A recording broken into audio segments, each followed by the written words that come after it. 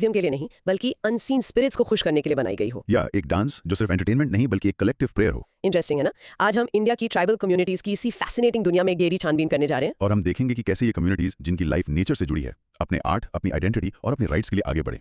ये सिर्फ हिस्ट्री नहीं है दोस्त, ये एक जिंदा कहानी है। तो चलो शुरू करते हैं, बट पहले एक छोटा सा काम। अगर आप ऐसी अमेजिंग स्टोरीज और नॉलेज मिस नहीं करना चाहते तो जल्दी से सब्सक्राइब बटन दबा दो। हाँ, और नोटिफिकेशन बेल ऑन कर लो और लाइक करना मत भूलना। चलो लेट अनपैक दिस। आज के सफर में हम 4 बड़े स्टेशंस पर रुकेंगे। पहला स्टेशन है ट्राइबल आर्ट। हम उनकी पेंटिंग्स, म्यूजिक और डांस की खूबसूरत दुनिया को एक्सप्लोर करेंगे। दूसरा रीजनलिज्म। हम समझेंगे कि झारखंड और नॉर्थ ईस्ट जैसे एरियाज में अलग आइडेंटिटी की मांग क्यों उठी। What's the story there. तीसरा सोशो पॉलिटिकल मूवमेंट्स। हम ताना भगत जैसे पावरफुल मूवमेंट्स के बारे में जानेंगे जिन्होंने रिफॉर्म और चेंज की आग जलाई। और finally social change during the colonial period. हम देखेंगे कि ब्रिटिश रूल ने ट्राइबल सोसाइटीज को हमेशा के लिए कैसे बदल दिया। हर टॉपिक को हम डिटेल में समझेंगे। तो are you ready? Let's begin. Topic name tribal art. चलो स्टार्ट करते हैं ऐसी चीज से जो सबको कनेक्ट करती है, आर्ट। तो इसमें सबसे पहले आते हैं plastic and graphic art. Plastic and graphic art, okay, so इसका शॉर्ट डेफिनेशन क्या होगा? बेसिकली ये है ट्राइबल कम्युनिटीज का विजुअल आर्ट, जिसमें painting, wooden and stone sculpture और छोटी छोटी स्टैचुएट्स आती हैं। अच्छा, पर इसका पॉइंट सुंदर दिखना नहीं है, ये उनकी लाइफ, उनके बिलीव्स और रिलीजन से जुड़ा होता है। इट्स डीपली स्पिरिचुअल, समझे? Got it. कोई रियल लाइफ एग्जांपल है इसका? बिल्कुल। इमेजिन करो सौरा ट्राइब के लोग जो गंजाम में रहते हैं, वो अपने घर की दीवारों पर पेंटिंग्स बनाते हैं। क्यों? तो honour the dead, to drive away disease या फिर फसल की फर्टिलिटी प्रमोट करने के लिए। ये आर्ट गैलरी के लिए नहीं, लाइफ के लिए। वाओ। तो डिस्कशन में आगे बढ़ते हैं। इसका इंट्रोडक्शन कैसे करें? देखो, ट्राइबल आर्ट कॉम्प्लेक्स भी हो सकता है और सिंपल भी, रियलिज्म से लेकर एब्स्ट्रैक्शन तक।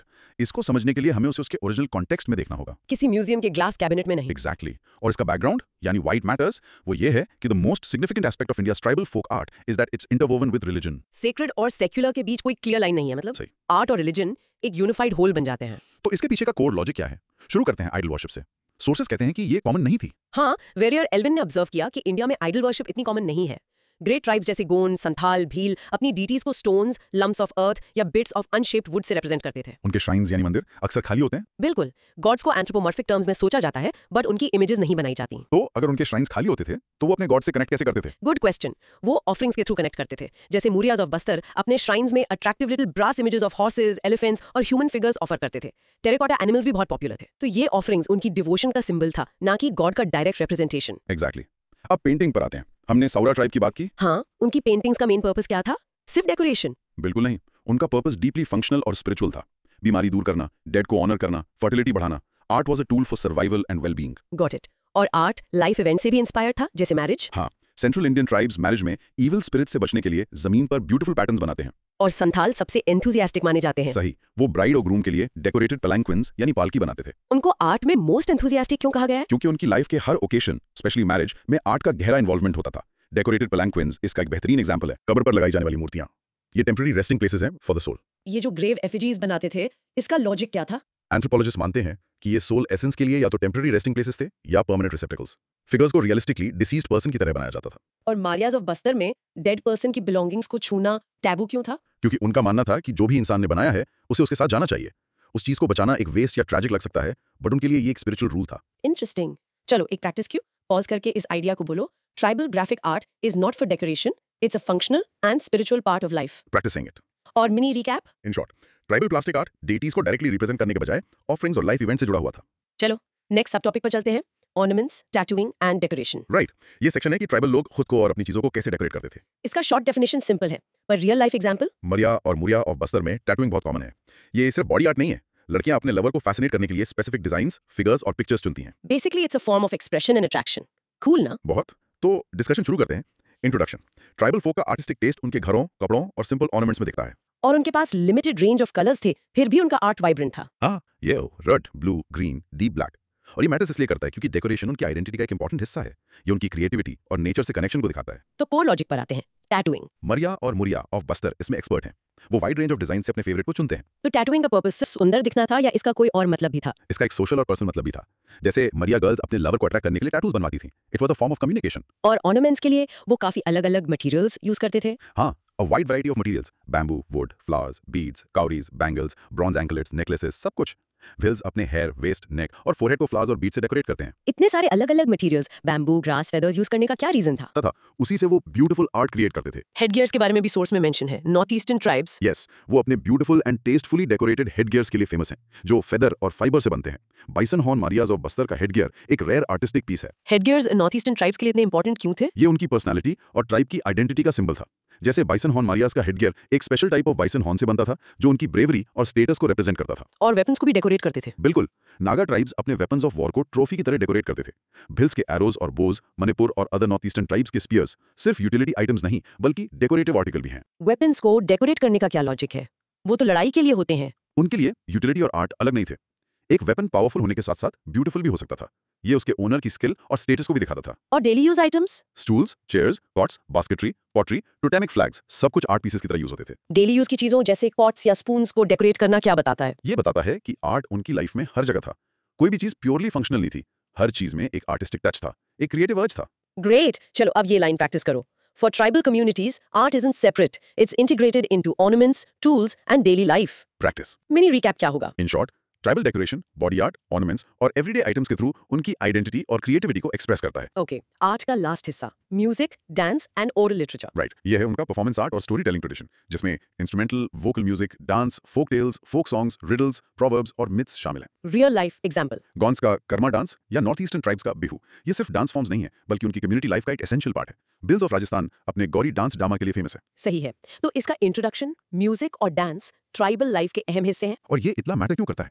क्योंकि ये उनकी हिस्ट्री, बिलीव्स और सोशल वैल्यूज को एक जनरेशन से दूसरी जनरेशन तक पास करने का तरीका है। It's their living library. तो कोर लॉजिक क्या है? डांस और म्यूजिक से स्टार्ट करते हैं। उनमें कलेक्टिव डांस का एक स्पेशल टाइप इवॉल्व हुआ है। म्यूजिकल इंस्ट्रूमेंट्स में वेरियस टाइप्स के drums, pipes, flutes, horns, brass plates, करताल्स, झांझ सब आते हैं। ट्राइबल डांस कलेक्टिव क्यों होता था? इंडिविजुअल परफॉर्मेंस क्यों नहीं? क्योंकि उनकी लाइफ कम्युनिटी ओरिएंटेड थी। डांस एक इंडिविजुअल परफॉर्मेंस नहीं बल्कि पूरी कम्युनिटी का एक साथ एक्सप्रेशन था जो सोशल बॉन्ड्स को स्ट्रॉन्ग करता था। Make sense. अब मिथ्स और फोक टेल्स पर आते हैं। डीएन मजूमदार ने ऑब्जर्व किया कि इनके मिथ्स और फोक टेल्स में इनकी फिलॉसफी छिपी होती है। हर ट्राइब के अपने ओरिजिन मिथ्स हैं। और इन मिथ्स का फंक्शन सिर्फ ओरिजिन बताना था या कुछ और भी? नहीं, उनका एक सोशल फंक्शन भी था। कुछ मिथ्स कस्टम्स को एनफोर्स करने के लिए थे। वो बताते थे कि रूल्स क्यों फॉलो करने चाहिए और ना करने पर सुपरनैचुरल पावर से पनिशमेंट मिलती है। तो क्या उनकी स्टोरीज हमारी नॉवेल्स जैसी होती थी? हाँ, in a way they are short like our short stories and long like our novels. उनमें human situations, suspense, ghosts, heroes and heroines सब कुछ होता था। वाओ। और उनका oral literature? Folk tales, poetry, dramatic stories, music सब साथ साथ चलते थे। ललबाई से लेकर लव लिरिक्स और एपिक बैलेड्स तक सब कुछ। तो म्यूजिक, डांस और स्टोरीज ये तीनों एक साथ कैसे काम करते थे? दे वर इंसेपरेबल। एक कहानी को गाकर सुनाया जाता था, उस पर डांस किया जाता था। ये एक complete audio visual emotional experience होता था, सिर्फ सुनना या देखना नहीं। लेकिन वैरियर एल्विन ने ट्राइबल आर्ट को स्टडी करना एक मेलनकॉली सैड टास्क क्यों कहा? क्योंकि वो देख रहे थे कि मार्च ऑफ सिविलाइजेशन के प्रेशर में ट्राइबल पीपल अपनी रिलीजियस और आर्टिस्टिक एक्सपीरियंसेस से दूर हो रहे हैं। उनका यूनिक आर्ट बिविल्डरिंग मोज़ेक में खो रहा था। समझ गई। Practice Q time. Pause and practice saying this. Tribal oral literature is a living library of their philosophy, history and social rules. Good one. और इसका mini recap. In short, music, dance और oral literature tribal culture को जिंदा रखते हैं। उनकी values और history को जनरेशन टू जनरेशन पास करते हैं। Topic name, regionalism. अब हम आर्ट की दुनिया से निकलकर पॉलिटिक्स और आइडेंटिटी की तरफ बढ़ते हैं। Let's talk about regionalism. Basically ये क्या है? ट्राइबल रीजनलिज्म एक तरह से एक फिनोमेनन है जहां एक पर्टिकुलर रीजन की ट्राइबल कम्युनिटीज अपने लोकल नीड्स, एस्पिरेशंस और एक अलग आइडेंटिटी के लिए आवाज उठाती हैं। और ये आवाज जब बहुत तेज हो जाती है तो ये सेपरेटिज्म या सेसेशनलिज्म में बदल सकती है। इसका कोई simple real life example? Imagine एक स्कूल में एक ग्रुप ऑफ स्टूडेंट्स को लगता है कि उनकी नीड्स को इग्नोर किया जा रहा है। पहले वो कंप्लेन करते हैं, फिर प्रोटेस्ट और आखिर में कहते हैं कि हमें अपना अलग स्टूडेंट काउंसिल चाहिए। यही कॉन्सेप्ट नेशनल लेवल पर ट्राइबल रीजनलिज्म है। बहुत अच्छा एग्जांपल है। तो इसकी डिस्कशन में इंट्रोडक्शन क्या होगा? ट्राइबल रीजनलिज्म को समझने का बेस्ट तरीका है उसे उस रीजन के socio economic, geographical, political setup में देखना। ये इस बात का इशारा है कि सिस्टम में कुछ गलत है। और ये मैटर क्यों करता है? क्योंकि जब लोकल नीड्स को लंबा टाइम तक इग्नोर किया जाता है और स्टेट उनके एक्सपेक्टेशंस पूरी नहीं कर पाता तो सेपरेटिस्ट टेंडेंसीज उभरती हैं। लोग एलिनेशन फील करते हैं। कोर लॉजिक पर आते हैं। रिलीजन का क्या रोल था? सोशल साइंटिस्ट रिलीजन को एक इंपॉर्टेंट फैक्टर मानते हैं, लेकिन इंडिया में रिलीजियस कम्युनिटीज पूरे देश में डिस्ट्रीब्यूटेड हैं, इसलिए रिलीजन रीजनलिज्म को ज्यादा कंट्रीब्यूट नहीं करता। तो सबसे बड़ा ट्रिगर क्या था? The biggest trigger was socio economic neglect. जब एक रीजन के लोग देखते हैं कि उनके रिसोर्सेज का फायदा उन्हें नहीं मिल रहा और वो पीछे रह गए हैं, तब डिस्कंटेंट बढ़ता है। सोर्स में पॉजिटिव वर्सेस नेगेटिव रीजनलिज्म की भी बात है। हाँ, इसका एक पॉजिटिव एस्पेक्ट है, quest for self identity and self fulfilment. Negative aspect है, a psyche of alienation from the national mainstream. तो रीजनलिज्म हमेशा नेगेटिव नहीं होता? करेक्ट। अपनी आइडेंटिटी को पहचानना और उसके लिए आगे आना एक पॉजिटिव एस्पेक्ट है। प्रॉब्लम तब होती है जब ये नेशनल मेन स्ट्रीम से अलग होने की भावना बन जाती है। Alienation from the national mainstream, इसका रियल मतलब क्या है? इसका मतलब है कि लोगों को लगने लगता है कि वो देश का हिस्सा है ही नहीं। उनकी प्रॉब्लम्स, उनकी कल्चर, उनकी एस्पिरेशंस को बाकी देश ना समझता है ना परवाह करता है। एक इमोशनल डिस्कनेक्ट। तो स्टेट का क्या रोल होना चाहिए ऐसी सिचुएशन में? स्टेट को प्रॉम्प्टली रिस्पॉन्ड करना चाहिए, अदरवाइज रीजनलिज्म सेसेशनिज्म में ट्रांसफॉर्म हो सकता है। It's a cry for attention that needs to be heard. क्या ये सिर्फ ट्राइबल एरियाज की प्रॉब्लम है? नहीं, सोर्स के मुताबिक ऐसी एस्पिरेशंस दूसरे एरियाज में भी हैं, जैसे विदर्भा इन महाराष्ट्र, उत्तराखंड की डिमांड, गोरखालैंड। ये एक चेन का हिस्सा है, बट ट्राइबल रीजनलिज्म का कॉन्टेक्स्ट यूनिक है। Okay, practice Q. Tribal regionalism is often a response to socio-economic neglect, not just a political demand. Practice it. और mini recap, In short, tribal regionalism identity और development की मांग है जो neglect किए जाने पर सेपरेटिज्म का रूप ले सकती है। अब आते हैं एक स्पेसिफिक केस पर, the Jharkhand movement. Central India का एक क्लासिक एग्जांपल। ये एक separate tribal populated state Jharkhand के लिए एजिटेशन था। इसका रियल लाइफ एग्जांपल तो बहुत पावरफुल है। हाँ, सोचो आपके घर के नीचे गोल्ड माइन है, लेकिन आपके पास खाने के लिए पैसे नहीं है और माइन से निकला सारा सोना कोई और ले जा रहा है। झारखंड के लोगों को कुछ ऐसा ही फील हो रहा था। देश का richest mineral tract but very little developmental work. Correct. तो इसकी इंट्रोडक्शन यही है कि झारखंड मूवमेंट रीजनलिज्म का एक मोस्ट इंपॉर्टेंट एग्जांपल है। इसने 1939 में आकार लेना शुरू किया। White matters? ये इस बात का क्लासिक केस है कि कैसे नेचुरल रिसोर्सेज से रिच होने के बावजूद एक रीजन निग्लेक्ट का शिकार हो सकता है। हाँ, and the fault lies with state governments who have neglected the area. Core logic पर आते हैं। इस रीजन में क्या-क्या था? झारखंड रीजन में 21 डिस्ट्रिक्ट्स आते थे। छोटा नागपुर प्लाटो और संथाल परगनास देश का रिचेस्ट मिनरल ट्रैक्ट कंस्टिट्यूट करते थे और स्टेट्स इनकम का मेजर शेयर प्रोवाइड करते थे, बट डेवलपमेंट नेग्लिजिबल था। Only 5% of the area was electrified. Can you believe that? और इस एक्सप्लॉइटेशन से डेस्परेट और अनएम्प्लॉयड ट्राइबल यूथ को लगने लगा कि वायलेंट रिवोल्ट ही एकमात्र रास्ता है। और फिर डिकू कॉन्सेप्ट आया। हाँ, एक पॉपुलर लोकल सॉन्ग है, you enter our country thin as a needle but you leave it as thick as a ploughshare. The term diku outsider robber का सिनोनिम बन गया। तो डिकू का मतलब सिर्फ आउटसाइडर था या इससे ज्यादा कुछ? ये सिर्फ आउटसाइडर नहीं था, ये एक इमोशन बन गया था। डीकू मतलब वो एक्सप्लॉइटर जो उनके रिसोर्सेज लूट रहा था। It became synonymous with robber. Government का रोल क्या था इसमें? डॉक्टर रामदयाल मुंडा कहते हैं कि गवर्नमेंट ने कभी सीरियसली इन इश्यूज को मैनेज नहीं किया। फॉरेस्ट्स जो झारखंड इकोनॉमी का मेन स्टे थे, मिसमैनेजमेंट से डिसअपीयर हो गए। गवर्नमेंट की मिसमैनेजमेंट का सबसे बड़ा एग्जांपल क्या था? फॉरेस्ट का डिसअपीयरेंस। फॉरेस्ट्स उनकी इकोनॉमी और लाइफ का बेस थे। उनका खत्म होना उनकी लाइवलीहुड पर डायरेक्ट अटैक था। और लैंड एलियनेशन, आउटसाइडर्स को प्रेफरेंस मिलती थी। हाँ, लैंड एलियनेशन अनअबेटेड चलता रहा। झारखंड को बिहार की इंटरनल कॉलोनी कहा जाने लगा। इंटरनल कॉलोनी क्यों? What does that even mean? इसका मतलब है कि जैसे ब्रिटिश इंडिया को एक्सप्लॉइट कर रहे थे, वैसे ही बिहार झारखंड के रिसोर्सेज को एक्सप्लॉइट कर रहा था। बिना उस रीजन को डेवलप किए रिसोर्सेज बाहर जा रहे थे, बदले में कुछ नहीं मिल रहा था। फिर पॉलिटिकल टर्न आया। झारखंड मुक्ति मोर्चा, जेएमएम और ऑल झारखंड स्टूडेंट्स यूनियन एजेएसयू जैसे मूवमेंट्स ने इसे पॉलिटिकल मोमेंटम दिया। लेकिन इस स्टेट की फीजिबिलिटी पर भी सवाल थे। हाँ, सबसे बड़ी प्रॉब्लम थी डेमोग्राफी। ट्राइबल पॉपुलेशन कम हो रही थी और अलग अलग ट्राइब्स के बीच कोई कॉमन लैंग्वेज या स्क्रिप्ट नहीं थी जो एक स्टेट के लिए जरूरी होती है। तो आखिर ये मूवमेंट सक्सेसफुल हुआ कैसे? सोर्स 1988 तक की बात करता है, but we know Jharkhand state 2000 में बना। Clearly, the political will and the sustained movement eventually overcame these challenges. सही। चलो pause and try to explain this. The Jharkhand movement was fueled by the paradox of being a resource-rich region with a poverty-stricken population. Practice saying it. और इसका mini recap? In short, the Jharkhand movement was a fight against internal colonialism and for control over their own resources and destiny. अब चलते हैं north east India, वहाँ का regionalism. हाँ, north east India tribal regionalism का एक अलग ही scenario present करता है। यहाँ कई सेपरेटिस्ट मूवमेंट्स हैं, बड़े भी और छोटे भी। इसका रियल लाइफ एग्जांपल क्या हो सकता है? इमेजिन एक बड़ा सा अपार्टमेंट कॉम्प्लेक्स जिसमें हर फ्लोर की अपनी यूनिक कल्चर और रूल्स हैं। सडनली मैनेजमेंट एक कॉमन रूल सब पर थोपने की कोशिश करता है। हर फ्लोर प्रोटेस्ट करेगा, राइट? नॉर्थ ईस्ट का सिनेरियो कुछ ऐसा ही था। बहुत आसान हो गया समझना। तो इसकी इंट्रोडक्शन यही है, why it matters. Centuries of isolation और 1947 के बाद नॉन ट्राइबल पीपल के इन्फ्लक्स ने उनकी पॉलिटिकल सेंसिटिविटीज को बढ़ा दिया। उन्हें लगा कि उनके इंटरेस्ट नॉन ट्राइबल्स के हाथों में सिक्योर्ड नहीं है। इकोनॉमिक एक्सप्लॉइटेशन ने इस आग में घी का काम किया। तो नॉर्थ ईस्ट का रीजनलिज्म झारखंड से अलग कैसे था? झारखंड में एरिया स्वैम्प्ड बाय नॉन ट्राइबल्स था, बट नॉर्थ ईस्ट में ऐसा नहीं था। Also north east international border पर लोकेटेड है, इसलिए वहां सेसेशनिज्म का एलिमेंट ज्यादा स्ट्रॉन्ग था। उनका आइसोलेशन भी एक बड़ा फैक्टर था। कोर लॉजिक पर आते हैं। सबसे पहले नागास। हाँ, सेपरेटिस्ट टेंडेंसीज सबसे पहले नागाज में शुरू हुई। They attempted to define their socio cultural identity. Alleged oppressive role of armed forces और नागा इंसर्जेंसी ने एलिनेशन को और बढ़ाया। सोर्स कहता है कि रीजनलिज्म पावर ड्राइव्स का आउटकम है। इसका क्या मतलब है? इसका मतलब है कि यह सिर्फ पुरानी लॉयल्टीज, प्राइमोर्डियल लॉयल्टीज का मामला नहीं है। ये एक कम्युनिटी के अंदर पावर हासिल करने, अपने डिसीजंस खुद लेने और अपने फ्यूचर को कंट्रोल करने की एक कॉन्शियस पॉलिटिकल कोशिश है। नेक्स्ट है ज़ेलियांगरोंग्स। यह एक माइनॉरिटी ट्राइब है जो असम, मणिपुर और नागालैंड में फैली हुई है। उनकी leadership Zeliangrong people's convention (ZPC) के अंडर यूनाइट हुई to seek a separate state. और इस मूवमेंट से रानी गाइडनल्यू का नाम जुड़ा है। हाँ, शी वाज अ की लीडर। जब लीडर हाइपू जदोंगांग को 1931 में एग्जीक्यूट कर दिया गया, तब 17 साल की रानी गाइडनल्यू ने लीडरशिप संभाली। उन्हें ब्रिटिश ने लाइफ इंप्रिजनमेंट दी थी। फिर आते हैं Bodos. All Bodo students union (ABSU) Assam में एक और रीजनलिस्टिक मूवमेंट स्पीयरहेड कर रहा है। उनकी मेन डिमांड है प्लेन्स ट्राइबल्स ऑफ असम के लिए एक सेपरेट होमलैंड। उनका स्लोगन डिवाइड आसाम 50-50। हाँ, यह एक पॉलिटिकल डिमांड थी फॉर अ सेपरेट होमलैंड जो असम के लगभग आधे हिस्से को कवर करे। ये उनके डिटर्मिनेशन और उनके ग्रीवियंस की इंटेंसिटी को दिखाता है। तो इन सब मूवमेंट्स का कॉमन थ्रेड क्या था? कॉमन थ्रेड था नेग्लेक्ट एंड एक्सप्लॉइटेशन। चाहे वो नागाज हों, ज़ेलियांगरोंग्स या बोडोज, सबको लगा कि उनकी आइडेंटिटी, उनका लैंड और उनका फ्यूचर खतरे में है। Okay, now practice this thought. Regionalism in the Northeast was driven by a deep-seated fear of losing their unique identity due to outside influence and state neglect. अच्छा पॉइंट है। और mini recap. In short, north east में regionalism, cultural preservation, political autonomy और economic development की एक complex fight थी। Topic name: Reform and Revitalization. Socio-political movements. चलो, अब बात करते हैं उन मूवमेंट्स की जिन्होंने ट्राइबल सोसाइटी को अंदर से बदलने की कोशिश की। राइट, ये वो मूवमेंट्स हैं जो ट्राइबल कम्युनिटीज ने अपनी सोशल, कल्चरल या पॉलिटिकल कंडीशंस को इंप्रूव, रिफॉर्म या कंप्लीटली चेंज करने के लिए शुरू किए। इसका real life example different types of movements के बारे में। सोचो, एक सोसाइटी में कुछ ओल्ड फैशन रूल्स हैं। कुछ लोग कहते हैं चलो पुराने अच्छे दिनों में वापस चलते हैं, रिएक्शनरी। कुछ कहते हैं चलो इन्हीं रूल्स को थोड़ा ठीक करते हैं, reform.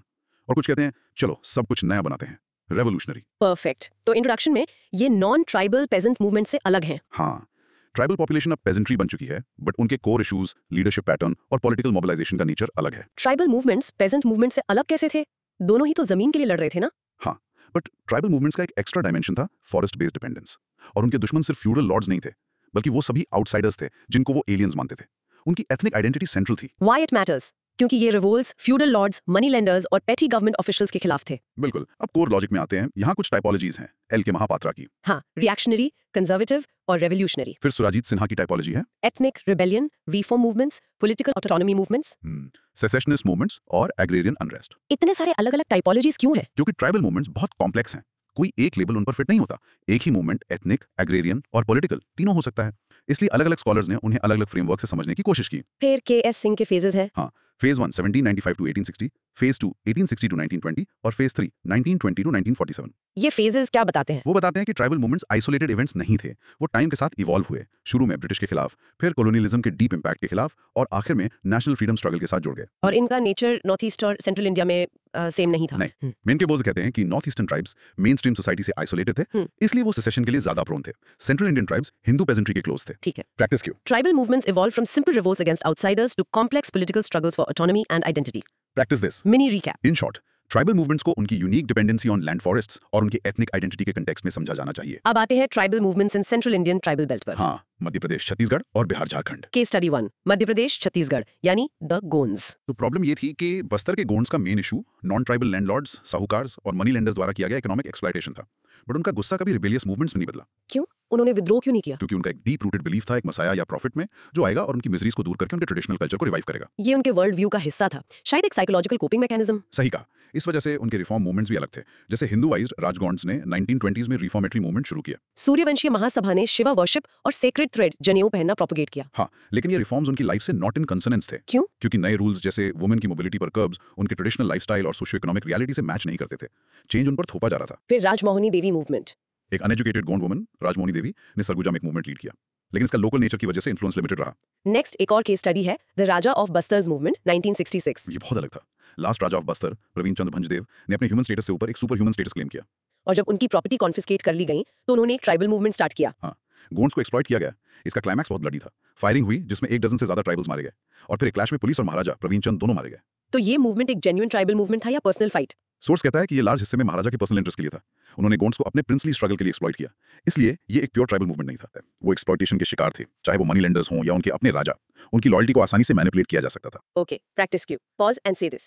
The movements in central India show a conflict between internal reform, external exploitation and manipulation by traditional leaders. Good one. और mini recap? In short, central India के मूवमेंट्स एक्सप्लॉइटेशन के खिलाफ थे, बट उन्हें इंटरनल बिलीफ्स, रिफॉर्म एफर्ट्स और elite interest ने shape दिया। अब आते हैं बिहार झारखंड के सबसे इंपॉर्टेंट मूवमेंट पर, द ताना भगत मूवमेंट। हाँ, ये ओराउन ट्राइब का एक सोशल रिलीजियस रिफॉर्म मूवमेंट था, जो बाद में पॉलिटिकल हो गया और इंडियन फ्रीडम स्ट्रगल से जुड़ गया। इसकी शुरुआत एक माइक्रो स्टोरी से होती है, द विजन ऑफ जात्रा भगत। अप्रैल 1914 में एक 25 इयर्स का यंग मैन जत्रा भगत विच डॉक्टर बनने की ट्रेनिंग ले रहा था। एक रात उसने एक लूमिनस फिगर देखा। ये ओराओं के सुप्रीम गॉड धर्मेश का विजन था। हाँ, धर्मेश ने उसे गोस्ट फाइंडिंग, एक्सोसिज्म और एनिमल सैक्रिफाइसेस में बिलीव करना छोड़ने को कहा और एंटी गवर्नमेंट स्टैंसेस से दूर रहने को भी। यहाँ से ताना भगत मूवमेंट की शुरुआत हुई। कूल ना? तो इंट्रोडक्शन ये है कि बिरसा मूवमेंट के बाद ये सबसे इंपॉर्टेंट है। हाँ, और व्हाई इट मैटर्स। ये मूवमेंट दिखाता है कि कैसे एक social reform movement political circumstances में ट्रांसफॉर्म हो सकता है। कोर लॉजिक पर आते हैं। ओरिजिन्स। इसका एम ओराउं सोसाइटी को रेज करना था in the eyes of the Hindu neighbours through Sanskritisation. Sanskritisation का क्या रोल था इस मूवमेंट में? ये एक ड्राइविंग फोर्स था। वो हिंदू नेबर्स की तरह प्रैक्टिसेस अडॉप्ट करके अपनी सोशल स्टेटस को एलिवेट करना चाहते थे। First manifestation of defiance. Jatra ने अपने फॉलोअर्स को लोकल कंस्ट्रक्शन एक्टिविटीज में कूलीज की तरह काम करने से मना कर दिया। इसके बाद उसको अरेस्ट और इंप्रिजन कर लिया गया। मूवमेंट के 2 फेजेस थे। हाँ, phase 1 existing beliefs in ghosts और स्पिरिट्स को खत्म करना। फेज 2 एक constructive programme, doctrines, beliefs, rules बनाना। और फिर ये सोशल से पॉलिटिकल कैसे बना? जब उनके रिफॉर्म एफर्ट्स को आउटसाइडर्स और गवर्नमेंट ऑफिशियल्स ने दबाने की कोशिश की, उनका सेल्फ डिफेंस रेजिस्टेंस में बदल गया और फिर महात्मा गांधी के इन्फ्लुएंस में आकर ये नेशनल मूवमेंट का हिस्सा बन गया। और अब भगत्स के कई डिफरेंट शेड्स हैं। हाँ, बचिदान भगत, वैष्णवा भगत्स, निमहा भगत्स और कबीरपंथी भगत्स। इतने अलग अलग टाइप के भगत्स कैसे बन गए? क्योंकि मूवमेंट टाइम के साथ अलग अलग इन्फ्लुएंसेस में आया। कुछ ने वैष्णविज्म को अपनाया, कुछ ने कबीर के आइडियाज को। ये मूवमेंट की अडेप्टेबिलिटी और एवोल्यूशन को दिखाता है। इस मूवमेंट को इतने अलग-अलग लेबल्स क्यों दिए जा सकते हैं? नेटिविस्टिक, रेजिस्टेंस, एम्युलेटिव। क्योंकि इसके कई डायमेंशंस थे। ये नेटिविस्टिक था क्योंकि ये ट्रेडिशनल वैल्यूज को रिवाइव करना चाहता था। ये रेजिस्टेंस था क्योंकि इसने एक्सप्लॉयटेशन का विरोध किया। और ये एम्युलेटिव था क्योंकि इसने हिंदू प्रैक्टिसेस को एम्युलेट किया। सही। Practice. The Tana Bhagat movement started as a religious purification effort and transformed into a political resistance movement linked with India's freedom struggle. Practice. Many recap. In short, the Tana Bhagat movement is a prime example of how social reform can ignite political consciousness and become part of a larger national struggle. Topic name: Social change among the tribes during colonial period. अब हम आते हैं अपने आखिरी और सबसे crucial topic पर। British राज ने ट्राइबल इंडिया को कैसे बदला? राइट। ये सेक्शन बताता है कि ब्रिटिश के आने से पहले ट्राइबल सोसाइटीज कैसी थी और कॉलोनियल रूल ने उनके सोशल, इकोनॉमिक और कल्चरल फैब्रिक को कैसे तोड़ा और नया बनाया। रियल लाइफ एग्जांपल इसका काफी पावरफुल है। हाँ, इमेजिन एक सेल्फ सफिशिएंट विलेज जो अपनी जरूरत की हर चीज खुद बनाता है। अब एक बड़ी कंपनी आती है, उनकी जमीन ले लेती है और कहती है कि अब से तुम सब पैसे के लिए काम करोगे। उनकी पूरी लाइफ सिस्टम ओवरनाइट चेंज हो जाएगी। यही ब्रिटिश रूल ने किया। इंट्रोडक्शन। कॉलोनियल पीरियड में पहली बार powerful forces of change tribal societies में रिलीज हुई। अब प्री कॉलोनियल कॉन्टेक्स्ट को समझना जरूरी है। ये सोचना गलत है कि ब्रिटिश से पहले ट्राइब्स कंप्लीटली आइसोलेटेड थे। तो ब्रिटिशर से पहले ट्राइब्स आपस में इंटरैक्ट नहीं करते थे? करते थे। ये आइसोलेशन का पॉपुलर नोशन गलत है। वो लार्जर इंडियन सिविलाइजेशन से कनेक्टेड थे, लेकिन उनका कनेक्शन और टर्म्स अलग थे। बीके रॉय बर्मन की क्लासिफिकेशन है। हाँ, tribes incorporated in Hindu order, positively oriented, negatively oriented, indifferent. और केएस सिंह के व्यू में प्री कॉलोनियल सिचुएशन स्टैटिक नहीं थी। करेक्ट। 3 मेजर ट्रेंड्स थे: colonisation by peasant castes, state formation by गोंचेरो चीफ्स और एक्सपेंशन ऑफ कल्टीवेशन। अब आते हैं ब्रिटिश कॉलोनियल रूल के इंपैक्ट पर। End of isolation. हाँ, मोस्ट ट्राइबल सोसाइटीज का रिलेटिव ज्योग्राफिकल कल्चरल आइसोलेशन खत्म हो गया। ब्रिटिश ने ओल्ड सोशल ऑर्गेनाइजेशन को नए सिस्टम से रिप्लेस कर दिया। कमर्शियलाइजेशन सबसे बड़ा चेंज था। Private property in land. हाँ, प्राइवेट प्रॉपर्टी इन लैंड का कॉन्सेप्ट इतना रेवोल्यूशनरी क्यों था? क्योंकि ट्रेडिशनली लैंड कम्युनिटी की होती थी, किसी एक इंडिविजुअल की नहीं। जब लैंड को खरीदा बेचा जाने लगा तो उनका पूरा सोशल स्ट्रक्चर जो कम्युनिटी ओनरशिप पर बेस्ड था टूट गया। सही। इससे उनका communal mode of production breakdown हो गया। और दीकू का रोल इस नए सिस्टम में क्या था? दीकू इस न्यू कैपिटलिस्ट सिस्टम का एजेंट था। वो मनी लैंडर था, ट्रेडर था और लैंड ग्रैबर था। वो सिस्टम का जरूरी लेकिन एक्सप्लॉयटेटिव हिस्सा था। फिर हुआ डीपेजेंटाइजेशन। हाँ, इसका मतलब है कि जो लोग पहले किसान थे उनसे उनकी जमीन छीन गई और वो मजदूर बन गए। जैसे संथाल्स, ओराओं और मुंडा ट्राइब्स के लोग असम के टी गार्डन्स में माइग्रेट कर गए। तो आखिर इस सब चेंज का ओवरऑल इफेक्ट पॉजिटिव था या नेगेटिव? कोर्स के मुताबिक it was a basic transformation जिसके रिजल्ट्स ज्यादातर नेगेटिव थे फॉर द ट्राइब्स। उनका self contained subsistence economy destroy हो गया। प्रॉफिट ने कॉर्पोरेशन को रिप्लेस कर दिया। Okay, let's practice saying this. The British colonial rule shattered the traditional tribal economy by introducing private land ownership and a money-based market, creating dependency and exploitation. Practice it. और mini recap. In short, colonialism ने tribal isolation को तोड़कर उन्हें एक exploitative market economy में force कर दिया, जिससे उनका ट्रेडिशनल सोशल और इकोनॉमिक स्ट्रक्चर कोलैप्स हो गया। इस टॉपिक का last part, the role of Christianity and resistance movements. Right.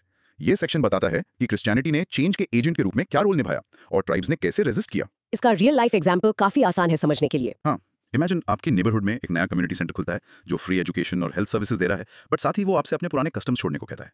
कुछ लोग उसे प्रोग्रेस मानकर ज्वाइन करेंगे, कुछ उसे कल्चरल अटैक मानकर रेजिस्ट करेंगे। बिल्कुल, क्रिश्चियनिटी का इम्पैक्ट कुछ ऐसा ही था। रोल ऑफ क्रिश्चियनिटी से शुरू करते हैं। क्रिश्चियनिटी ने नॉर्थ ईस्ट रीजन्स और सेंट्रल इंडिया के पॉकेट्स में चेंज लाने में अहम भूमिका निभाई। कई ट्राइबल एरियाज में ये वेलफेयर का सबसे पहला एजेंसी था। लेकिन इसका लिंक कॉलोनियलिज्म से भी था। हाँ, मिशनरीज ने कॉलोनियल एडमिनिस्ट्रेटर्स के साथ क्लोज कोलैबोरेशन में काम किया। उनका अप्रोच एथनोसेंट्रिक था। इसका क्या मतलब है? इसका मतलब है कि वो अपनी कल्चर, यूरोपियन क्रिश्चियन को सुपीरियर मानते थे और ट्राइबल कल्चर को उसी स्टैंडर्ड से जज करते थे। उन्होंने यूथ डॉर्मिटरीज जैसी इंस्टीट्यूशंस को टारगेट किया। तो क्रिश्चियनिटी का इम्पैक्ट इतना कॉन्ट्रडिक्टरी क्यों था? एक तरफ वेलफेयर, दूसरी तरफ कल्चर का डिस्ट्रक्शन। क्योंकि उनका ड्यूअल रोल था।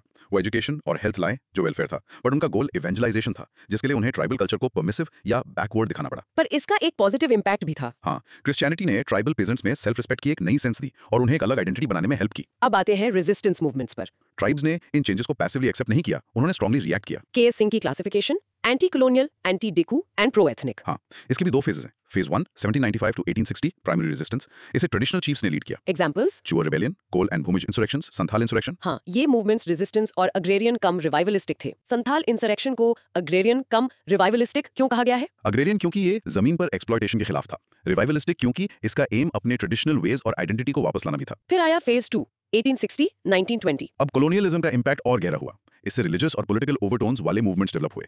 इस फेज का एम था ट्राइबल सोशल सिस्टम को रीस्ट्रक्चर करना। रेजिस्टेंस मूवमेंट्स के 2 फेजेस में क्या बेसिक डिफरेंस था? फर्स्ट फेज इमीडिएट था, अपनी जमीन और पावर वापस लेने के लिए। It was led by the old elite. Second phase ज्यादा डीप था।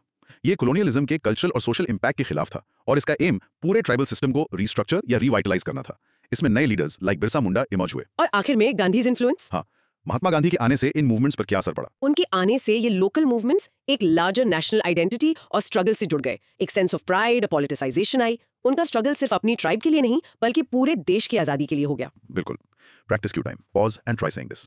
Tribal resistance to colonialism evolved from fighting for land to fighting for the entire social structure and identity, eventually merging with the national freedom movement. Great summary और mini recap. In short, Christianity brought both welfare and cultural disruption, while tribal resistance movements evolved from simple revolts into complex socio-religious movements for identity. What a journey दोस्त. हमने tribal India के एक बहुत बड़े canvas को cover किया है. चलो एक क्विक रिकैप करते हैं. We revisited our broad micro-theme, understanding the complex world of tribal India, from their art and culture to their struggles for identity and rights. और हमने देखा Tribal art, ये सिर्फ डेकोरेशन नहीं है. It's a language of their soul, deeply connected to their religion, life events and nature.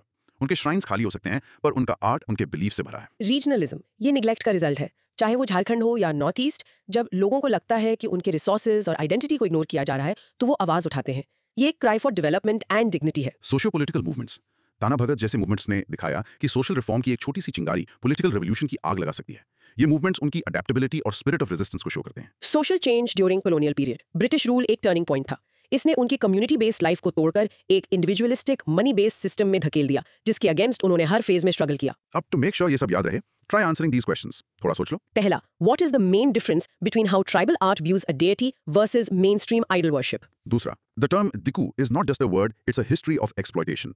इस line को Jharkhand movement के कॉन्टेक्स्ट में एक्सप्लेन करो. तीसरा, ज़ेलियांगरोंग मूवमेंट और बोडो मूवमेंट की मेन डिमांड्स में क्या सिमिलैरिटी और क्या डिफरेंस था. चौथा, जतरा भगत के विजन ने ताना भगत मूवमेंट को कैसे शेप दिया. पांचवा, प्राइवेट प्रॉपर्टी इन लैंड के कॉन्सेप्ट ने ट्राइबल सोसाइटी को कैसे फंडामेंटली चेंज किया. और छठा, रेजिस्टेंस मूवमेंट्स के फेज 1 और फेज 2 के लीडर्स और गोल्स में क्या मेन अंतर था. Okay, here's a simple challenge.